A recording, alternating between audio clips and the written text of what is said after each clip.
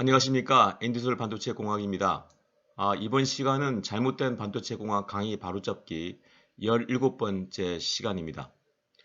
아, 제가 늘 자주 보는 인기 있는 반도체 공학 유튜브 강의를 쭉 보고 있는데요. 그 중에 반도체, 부도체 정의에 대해서 잘못 설명한 부분을 바로잡아 보고자 이 강의를 만들어 봤습니다. 반도체, 부도체의 정의를 이거는 가장 기초적인 부분인데 이 정의조차 제대로 가르치지 못하고 유튜브를 통해서 이렇게 많은 반도체 공학 강의를 배포한다는 것은 정말 무책임한 강의라고 할 수 있습니다. 그래서 이번 시간은 반도체, 부도체 정의를 에 대해서 잘못된 부분을 확실하게 제가 잡아 드리도록 하겠습니다. 좀더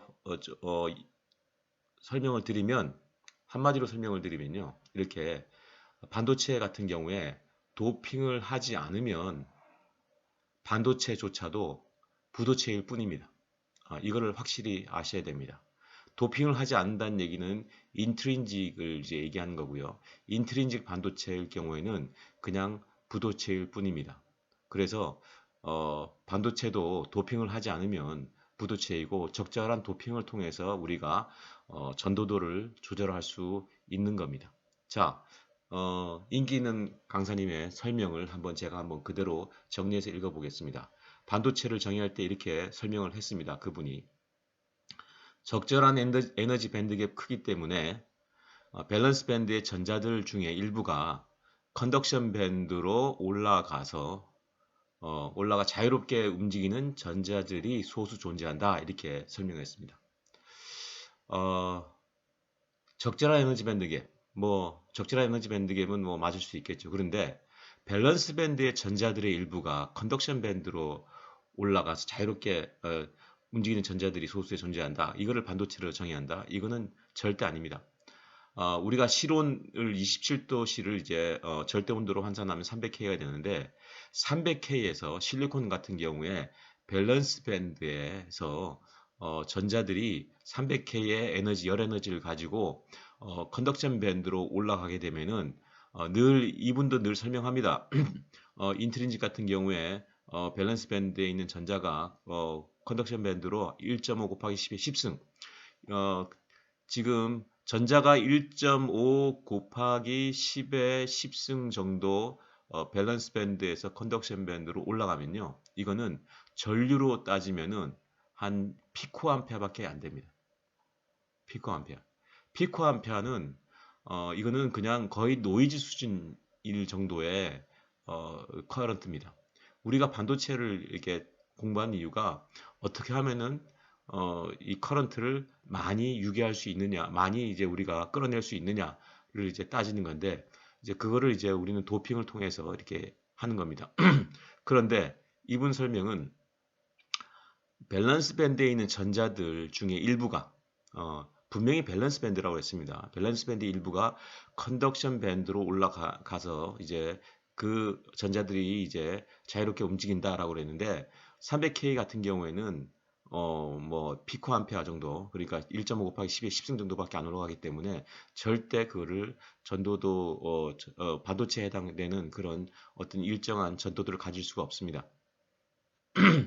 그렇다고 해서 우리가 1000도씨, 2000도씩 이렇게 우리 일상생활에서 쓰이지 않는 그런 허무맹랑한 온도를 올려서 전자를 밸런스 밴드에 있는 많은 전자들을 컨덕션 밴드로 올릴 수 있습니다. 근데 그 온도조차는 그렇게 의미가 없는 온도죠. 1000도씨, 2000도씨라는 게. 그래서 300K 기준으로 밸런스 밴드에 있는 전자들 일부가 컨덕션 밴드로 올라가게 되면은 한 1.5 곱하기 12, 10승 정도밖에 안 되고 그거를 이제 커런트로 환산하면 한 피코암페어밖에 안 된다라는 것을 다시 한번 설명을 드립니다. 그래서 이 정의는 틀린 정의다. 이렇게 말씀드릴 수 있습니다. 또 더 심각한 정의는 반도체 같은 경우에 밴드갭 차이에 의해서 물질의 전도도 값이 조절된다. 이것도 참 안타깝습니다. 이렇게 많은 사람들이 반도체 공학에 흥미가 있어서 또는 관심을 가지고 유튜브를 찾아보는데 이렇게 좀 논리에 맞지 않는 강의를 한다는 것이 참 안타깝습니다. 이분 설명을 이렇게 제가 쭉 한번 봤는데 어떤 부분은 맞아요. 뭐 반도체 정의에서 앞에 부분은 맞는 부분도 있고 또 뒤로 가서는 또 맞지 않습니다. 그래서 그 반도체 정의나 어떤 이 반도체 공학을 설명할 때 일관성이 없습니다. 마치 그 강의를 할 때 준비해서 마치 외워서 하듯이 굉장히 유창하게 강의를 하는데 앞뒤가 맞지 않는 그런 일관성 없는 강의. 뭐 예를 들어서 반도체도 그렇고 그리고 또 하나 아쉬운 게 이 지금 우리가 반도체 공학을 강의할 때는 반드시 이게 뒤하고 연결되어 있습니다. 예를 들어서 이렇게 지금 밸런스 밴드에서 300K 같은 경우에 컨덕션 밴드로 올라가는 전자의 수가 많지가 않아서 부도체가 되는데 적절한 도핑을 통해서 우리가 전도도를 조절할 수 있다. 그래서 우리가 N타입과 P타입을 배우게 된다라고 이렇게 그 뒤에 우리가 뒤에서 배울 그런 단락도 이제 그 과정도 미리 소개를 해줘야 됩니다. 반도체 공학을 강의하실 정도의 능력이 된다는 분들은 이미 반도체 공학에 대해서 예를 들어서 반도체 정의가 무엇이냐, 에너지 밴드 갭은 어떻게 생성되느냐, 또 N타입, P타입이 뭐냐, 페르미 레벨은 어떻게 우리가 정의를 하느냐, 그리고 페르미 디락 분포는 어떻게 되느냐, 그리고 N타입, P타입을 배우면은 이 PN 정션을 배우게 되고 PN 다이오드를 배우게 되고 PN 다이오드를 응용해서 우리가 모스펫까지 가게 됩니다.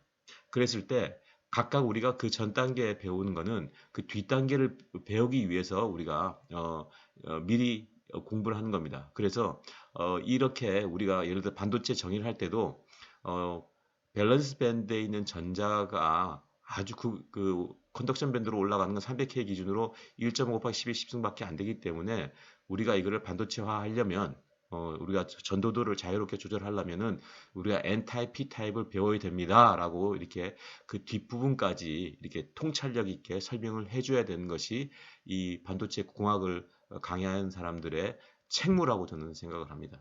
그래서 이 두 부분은 정말로 말도 안 되는 그런 설명이다라고 말씀드릴 수 있습니다.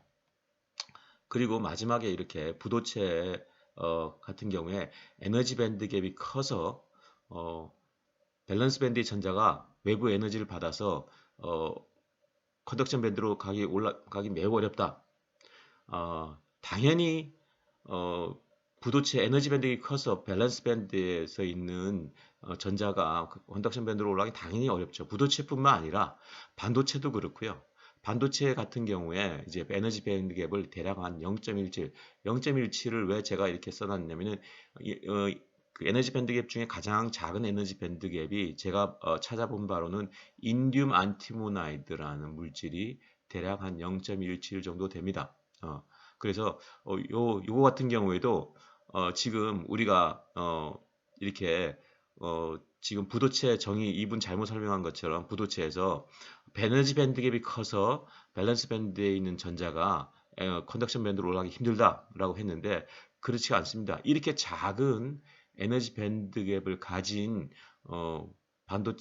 에너지 밴드를 가진 그런 물질이라 하더라도 이게 도핑을 하지 않으면요. 도핑을 하지 않으면은 밸런스 밴드에서 컨덕션 밴드로 올라가는 수가 굉장히 작습니다. 왜냐면은 300K라고 분명히 제가 말씀드렸는데 300K에서는 지금 전자의 서멀 에너지가 0.0259 대략 0.026 정도밖에 안 되기 때문에 여기서부터 밸런스 밴드에서 한 0.0259 정도밖에 익사이테이션 못 시킵니다.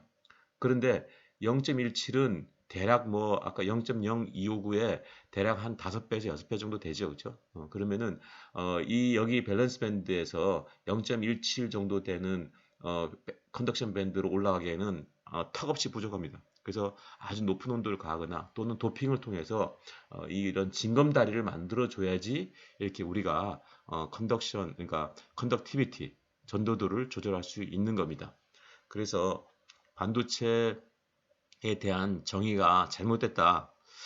너무 유창하게 말씀을 하셔서 이렇게 그냥 너무 이렇게 그냥 순수하게 받아들이실 분도 있을 것 같은데 제가 뭐 회사에서 있을 때 많은 엔지니어들이 발표를 할 때 이렇게 아무리 유창하게 얘기를 한다 하더라도 제가 어, 곰곰하게 제가 이렇게 하나하나 따져가면서 들어보면은 참 틀린 부분들이 많이 있었고, 그리고 그런 엔지니어들이 이제 잘못 이해하고 발표한 것에 대해서 지적을 많이 해줬습니다.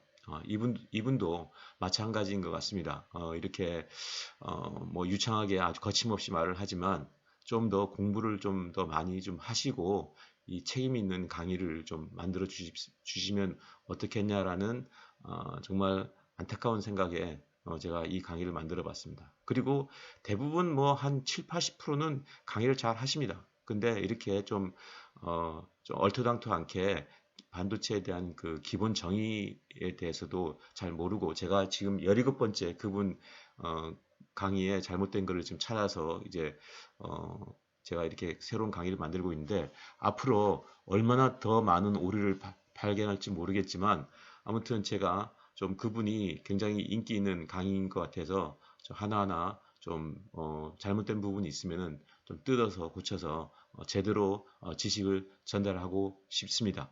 제 순수한 마음을. 자, 제가 한번 퀴즈를 내겠습니다. 인트린직 실리콘 같은 경우에는 반도체일까요? 300K에서 인트린직은 전혀 도핑이 안 돼 있다는 얘기죠. 그렇죠? 그래서 여기 이 에너지 밴드 갭이 한 1.1 엘렉트론 볼트 됩니다. 그리고 KT 300K에서 서머 에너지는 0.0259 엘렉트론 볼트 됩니다. 이렇게 한 이 정도밖에 우리가 익사이테이션 못 시킨다는 얘기죠. 하지만 페르미 디락 분포 식에 의해서 계산을 해보면은 300K 같은 경우에 이렇게 우리가 페르미 디락 분포, 그래서 페르미 레벨이 정중앙에 있게 되겠죠. 그리고 페르미 분포를 이렇게 하면은 여기에 올라갈 수 있는 300K에서 올라갈 수 있는 전자의 농도는 1.5 곱하기 10의 한 10승 큐빅 센티미터 이 정도 됩니다. 이거를 전류의 식에다 넣고 계산해 보면은 대략 한 피코암페어밖에 안 됩니다. 그래서 우리가 보통 말하는 실리콘, 그런데 이게 인트린직이라면 이거는 그냥 단순히 부도체일 뿐입니다. 그런데 왜 실리콘을 반도체라고 부르느냐? 이거는 간단합니다. 그나마 실리콘이 이제 한 1.1 엘렉트론 볼트를 갖고 있습니다. 많은 물질 중에 이렇게 300K가 이제 중요한 힌트가 되는데, 이렇게 도너 도핑 또는 억셉터 도핑을 이렇게 합니다. 억셉터 도핑을 이렇게 합니다.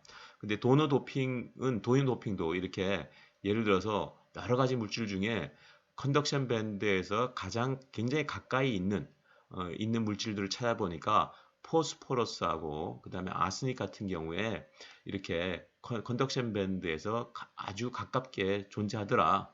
그걸 발견하고 도핑을 해봤더니 이 지금 컨덕션 밴드로 올라간 전자들은요, 대부분 이렇게 도너의 도핑에서 올라간 도너 도핑을 통해서 생성된 이 도너 전자들이 컨덕션 밴드로 올라가서 이렇게 전도도에 기여를 하는 겁니다. 이 밸런스 밴드에 있는 전자도 물론 올라가겠죠. 그렇죠? 예를 들어서 여기에 10에 15승을 도핑했다. 그러면은 300K 같은 경우에 컨덕션 밴드에 있는 거는 대략 한 10에 15승일 겁니다. 10에 15승이 되고요. 그 다음에 밸런스 밴드에 올라간 전자들도 더하기를 하면은 10에 한 10승이 될 겁니다. 그러면 10에 15승 더하기 10에 10승은 대략 10에 15승과 마찬가지입니다. 그래서 전도도를 조절하는 거는 도너의 양이지, 농도지, 밸런스 밴드거나 또는 이 밴드 갭의 크기에 따라서는 절대 이 전도도를 조절할 수 없습니다. 그래서 이 도너의 농도에 의해서 우리가 전도도를 조절할 수 있다라는 걸 말씀드리고, 그리고 도너도 반드시 이렇게 컨덕션 밴드에 보다 아주 가까이, 컨덕션 밴드에서 아주 가까이 있는 물질을 찾아야지 우리가 이렇게 쉽게 효과적으로 올릴 수 있습니다. 정확하게 말씀드리면 지금 우리가 포스포러스나 아스닉을 도펀트로 많이 쓰는데, 이거를 정확하게 계산하면은 포스포러스나 도펀트도 아스닉도 대략 0.044 컨덕션 밴드에서 0.044 정도 떨어져 있습니다. 0.044. 그러면은 300K 같은 경우에 이렇게 0.0259밖에 안 되기 때문에 페르미 디락 분포로 하면은 대략 한 3, 40%밖에 안 올라갑니다. 하지만 포스포러스나 아스닉보다 더 효과적인 그런 도펀트를 아직 우리가 못 찾았기 때문에 그냥 쉽게 포스포러스와 아스닉을 쓰는 겁니다. 그리고 우리가 반도체 공학 그런 전공책에서는 대략 거의 ND는 대략 N not다. 그러니까 도너 도핑을 하면은 대략 이렇게 컨덕션 밴드에 있는 자유전자의 농도다라고 하지 이걸 절대 이퀄이라고 하지 않습니다. 이퀄이란 얘기는 100%다 올라갔다는 얘기고요. 이렇게 대략 이렇게 우리가 어심션에서 대략 이렇게 된다는 얘기는 100%다 안 올라갔지만 그냥 계산을 간단하기 위해서 어시움해서 대략 이런 부호를 씁니다. 그래서 ND는 N not, N0 이렇게 하지 이 1콜이라고 쓰지는 절대 않습니다. 반도체 공학책을 한번 곰곰이 한번 보십시오. 보면은 이퀄이란 말은 없고요. 대략 assume해서 이렇게 씁니다. 그래서 다시 정리를 하면은 도너에 있는 그러니까 실리콘 같은 경우에 컨덕션 밴드에 아주 가까이 있는 도너 원소를 찾아가지고 도핑을 뭐 아이온 임플란테이션이나 여러 가지 방법이 있겠죠. 하면은 300K 같은 경우에 아주 쉽게 이렇게 올라갑니다. 그래서 밸런스 밴드 아까 그 인기 있는 강사님 설명대로 밸런스 밴드의 전자들 일부가 컨덕션 밴드로 올라가서 자유롭게 전자들이 이렇게 존재한다라는 건 절대 그렇지 않고요. 밸런스 밴드에 올라갈 수 있는 거는 1.5 곱하기 10의 15승밖에 안 되기 때문에 그는 말이 안 되고요. 이 도너라는 징검다리를 통해서 또 도너가 이제 10의 15승이냐 10의 16승이냐 10의 17승에 따라서 이 전도도가 달라집니다. 컨덕션 밴드에 있는 전자 그러니까 커런트는 이렇게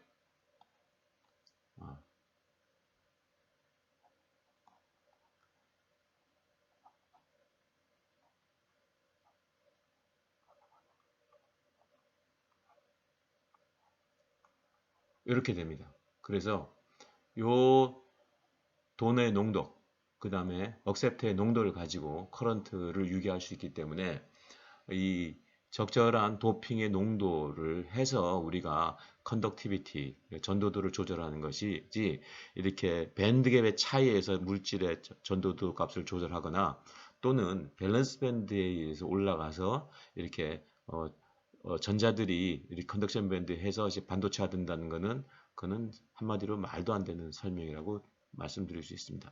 자, 억셉트도 마찬가지입니다. 억셉트도 우리가 징검다리를 이렇게 찾아야 되는데 징검다리가 이제 억셉트가 되겠죠. 억셉트가 되는데 밸런스 밴드에서 아주 가까이 있는 물질을 찾아봤더니 보론이 굉장히 좋더라. 보론이 굉장히 가까이 있더라. 그것도 대략 뭐 한 0.4 정도 되는 0.04 정도 되는데 여기에서 도핑 농도를 10의 15승, 뭐 10의 16승 이렇게 15승, 또 16승, 또 17승 이렇게 한다고 치면은 이 밸런스 밴드에 있는 전자들은요 대략 한 10의 19승 정도 존재합니다. 어마무시하게 많이 있죠.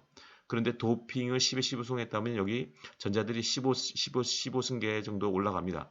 그리고 여기 홀들이 10의 15승계 남고요. 그 다음에 여기에 또 전자들이 한 1.5 곱하기 10의 10승이 올라가겠죠. 그렇죠? 그러면 여기 남겨진 그런 홀들의 농도는 1 곱하기 10의 15승 플러스 1.5 곱하기 10의 10승이 되는 겁니다. 그래서 토탈 홀의 농도는 대략 한 1 곱하기 10의 15승. 그래서 이 징검다리의 농도에 따라서 이 전도도를 우리가 조절할 수 있는 겁니다. 절대 밸런스 밴드에 있는 전자가 컨덕션 밴드로 올라가서 전도도를 조절하거나 또는 밴드갭 차이에 의해서 전도도를 조절한다는 말은 정말 반도체를 1도 모른다는 뜻하고 같습니다. 한마디로 0.17 그리고 인디움 안티모나이드라는 굉장히 작은 밴드갭을 가진 물질이라면은 전도도가 좋다 이런 뜻을 말씀하는 것 같은데 그분 강사님은 그렇지 않고요. 0.17이라도 도핑을 하지 않는다면은 그러니까 징검다리를 놓지 않는다면은 300K 0.0259 일렉트론 볼트 에너지 가지고는 턱도 없이 이런 밸런스 밴드에서 컨덕션 밴드로 올라갈 수 없습니다. 적절한 징검다리라는 것은 도너를 넣거나 또는 억셉트를 넣어서 이렇게 효과적으로 도너에 있는 전자들이 올라가거나 또는 밸런스 밴드에 있는 전자들이 억셉트로 올라가서 전도도를 조절할 수 있는 겁니다. 자, 이해가 되셨길 바랍니다. 자, 그래서 이렇게 메탈 같은 경우에는 이렇게 밴드갭이 형성되지 않습니다. 그래서 여기 같은 경우에는 아무리 여기다가 도핑을 한다고 해도 별로 변화가 없습니다. 전혀 변화가 없습니다. 그리고 반도체 같은 경우에는 이렇게 적절한 에너지 밴드갭에 있는데 이게 순수한 인트린직 그 반도체는요, 그러니까 밴드갭을 가진 거는 이렇게 부도체를 나타내고 이렇게 징검다리 도너나 징검다리 억셉터를 넣으면서 이렇게 우리가 자유롭게 전도를 조절할 수 있는 겁니다. 그러면 이제 그분 설명 중에 이런 설명이 있습니다. 부도체를 정의할 때 에너지 밴드갭이 커서 밸런스 밴드의 전자가 컨덕션 밴드로 올라가기 매우 어렵다. 이거는 부도체뿐만 아니라 반도체도 그렇고요. 이 밸런스 밴드에 있는 전자들은 부도체든 반도체든 뭐 0.17이라 한다 하더라도 이렇게 굉장히 작은 가장 작은 에너지 밴드갭이라도 밸런스 밴드에서 컨덕션 밴드로 올라가기 힘듭니다. 지금까지 제가 계속 강조했듯이 이렇게 징검다리를 놓지 않으면은 이렇게 올라가기 힘듭니다. 부도체도 마찬가지입니다. 그러면 이제 사람들이 이런 생각을 하겠죠. 부도체 같은 경우에 이렇게 굉장히 큰 에너지 밴드를 가졌다고 하면 여기에 적절한 뭐 포스포러스를 넣거나 또는 아스닉 넣은 것처럼 이렇게 컨덕션 밴드에 가까이 있는 징검다리 도너를 넣거나 밸런스 밴드에 가까이 있는 억셉트를 넣으면은 이것도 부도체도 굉장히 큰 에너지 밴드갭도 우리가 반도체와 할 수 있지 않느냐, 전도도를 조절할 수 있느냐, 않느냐, 맞는 얘기입니다. 그래서 옛날에는 우리가 반도체를 한 3.0 일렉트론 볼트까지 반도체화 했다고 했는데 그 경계가 점점 깨지고 있습니다. 어, 제가 2008년도에 타이타늄 옥사이드라는 물질을 가지고 그 당시 때는 타이타늄 옥사이드를 부도체라고 생각했습니다. 그런데 여기에 이제 적절한 도핑을 통해서 제가 이제 반도체 하는데 성공을 해서 세계 최초로 한번 타이타늄 옥사이드 TFT를 만든 적이 있습니다. 그래서 이렇게 그때부터 깨지기 시작했고요. 그리고 갈륨 옥사이드라는 물질은 한 5 일렉트론 볼트 되는데 이것도 적절한 도핑을 통해서 이것도 우리가 전도도를 조절할 수 있구나. 그렇게 징검다리를 제대로 놓으면은 이렇게 전도를 조절할 수 있구나. 그래서 기존에 부도체라 알려진 것들이 반도체 전도도를 조절할 수 있는 반도체로 우리가 성공한 사례도 있습니다. 이건 교토대학교에 있는 교수가 이게 만드는 건데요. 그런데 이제 문제는 실리콘 옥사이드 같이 이렇게 9 일렉트론 볼트 되는 이런 물질 밴드갭이 9 일렉트론 볼트입니다. 이것도 뭐 포스포러스나 아스닉이나 이렇게 우리가 실리콘에 쓰는 그렇게 많이 쓰는 그런 징검다리 도펀트를 넣으면 되지 않느냐? 절대 그렇지가 않습니다. 어, 부도체 같은 경우에도 아무리 여기다 도핑을 해도요. 부도체, 그러니까 예를 들어서 석영 또는 뭐 실리콘 옥사이드 또 실리콘 나이트라이드에다가 아무리 도핑해도 nothing change, 아무것도 변화가 없습니다. 왜 그러느냐? 아스닉이나 포스포러스를 넣어도 실리콘하고 다르게 실리콘 옥사이드에서 존재하는 포스포러스의 위치나 아스닉의 에너지 레벨의 위치는 실리콘과 다릅니다. 그래서 굉장히 많이 떨어져 있습니다. 정확하게 얼마인지는 모르겠지만 아스닉을 넣거나 포스포러스를 도핑해도 전혀 전도도에 변하지 않는다는 얘기는 그 포스포러스나 아스닉의 에너지의 위치가 아주 딥 인사이드 존재해서 300K 가지고는 전혀 우리가 컨덕션 밴드로 올릴 수 있는 그런 에너지가 부족하게 됩니다. 그래서 이렇게 9 엘렉트론 볼트를 가지는 실리콘 옥사이드 같은 경우에는 전혀 도핑을 하더라도 변화가 없다. 전도도에 변화가 없다. 그래서 우리가 정말 감사하게도 실리콘 옥사이드를 아주 좋은 인슐레이터, 게이트 옥사이드로 쓸 수 있는 겁니다. 실리콘이 우리가 저마늄을 제치고 극복하고 우리가 반도체 이제 왕자의 자리를 차지하는 이유는 이렇게 아주 완벽한 실리콘 옥사이드를 가지고 있기 때문입니다. 저마늄 같은 경우는 저마늄 옥사이드, 저마늄 GA2O3, GA 뭐 5 이렇게 해서 에너지 밴드 갭이 한 3 정도밖에 안 됩니다. 3에서 2, 3 정도 엘렉트론 볼트밖에 안 됩니다. 그래서 이렇게 퍼펙트하지 않은 인슐레이터이기 때문에 저마늄을 가지고 우리가 모스펫을 절대 못 만듭니다. 하지만 실리콘 옥사이드라는 그런 퍼펙트한 인슐레이터가 존재하고 있기 때문에 우리가 게이트 인슐레이터로 쓰고 있습니다. 물론 지금은 실리콘 옥사이드보다 훨씬 더 효율성이 좋은 뭐 하프늄 옥사이드를 쓴다든지 뭐 다른 그런 어, 유전체가 큰 그런 물질을 쓰긴 하지만 아무튼 옛날에는 실리콘 옥사이드에서 실리콘에다가 실리콘 옥사이드를 쓴 이유가 바로 그런 이유 때문입니다. 그래서 다시 설명을 드리면 부도체 같은 경우에는 에너지 밴드갭이 커서 밸런스 밴드에 있는 전자가 컨덕션 밴드로 올라가기 힘들다. 그거는 뭐 부도체뿐만 아니라 이렇게 굉장히 작은 에너지 갭을 가지고 있는 그런 물질조차도 밸런스 밴드에서 컨덕션 밴드로 올라가기 힘듭니다. 하지만 이렇게 적절한 에너지 밴드 갭을 가지면 우리가 징검다리를 놓으면서 이렇게 전도도를 조절할 수 있고 그런 전도 우리가 알려진 그 반도체가 경계가 맥시멈이 옛날에는 3.0 엘렉트론 볼트였다가 점점 깨지면서 뭐 한 5 엘렉트론 볼트도 반도체화 할 수 있다. 하지만 우리가 9 엘렉트론 볼트에 해당되는 실리콘 옥사이드는 아직까지 절대 아무리 도핑을 한다 하더라도 이 아주 효과적인 징검다리는 안 된다. 왜냐면은 이렇게 컨덕션 밴드에서 멀리 떨어져 존재하고 밸런스 밴드에서 멀리 떨어져 존재하기 때문에 절대 300K 가지고는 우리가 익사이테이션 시킬 수 없다라는 것을 말씀드릴 수 있는 겁니다. 그래서 제가 또 말씀드리지만 이렇게 책임 있는 강의를 하면서 반도체 공학에 많은 관심을 갖고 있는 일반 사람들이 좀 더 정확한 지식을 가지고 반도체 흥미를 느꼈으면 좋겠습니다. 이렇게 뭐 대학생분들도 그렇고 이렇게 잘못 이해하고 회사를 가거나 또는 현장에 가게 되면은 상당히 많은 문제점이 생길 수 있습니다. 뭐 팀장한테도 깨질 수도 있고요. 또 잘못 또 우리가 디바이스 엔지니어로 성장할 수도 있으니까 여기는 이제 에너지 레벨인데 자 제가 징검다리를 효과적으로 잘 써야 된다고 말씀드렸습니다. 실리콘 같은 경우에 임퓨리티 에너지 레벨을 이제 봤더니 컨덕션 밴드하고 이렇게 밸런스 밴드가 있습니다. 밸런스 밴드가 있는데 여기에 이제 도펀트를 뭘 쓰느냐에 따라서 이렇게 그 에너지 레벨이 다릅니다. 예를 들어서 썰파를 만약에 도펀트를 했다 그러면은 굉장히 깊죠. 그렇죠? 컨덕션 밴드에서부터 한 0.18 정도 엘렉트론 볼트 떨어져 있는 지점입니다. 만약에 여기에 도핑을 만약에 10에 15승을 했다. 그러면은 절대 10의 15승이 일로 뭐 아직 계산은 안 해봤지만 뭐 한 5%는 올라갈까요? 한 1%도 안 올라갈 겁니다. 이 페르미 디락 분포 곡선을 가지고 분포식을 가지고 계산해 보면 됩니다.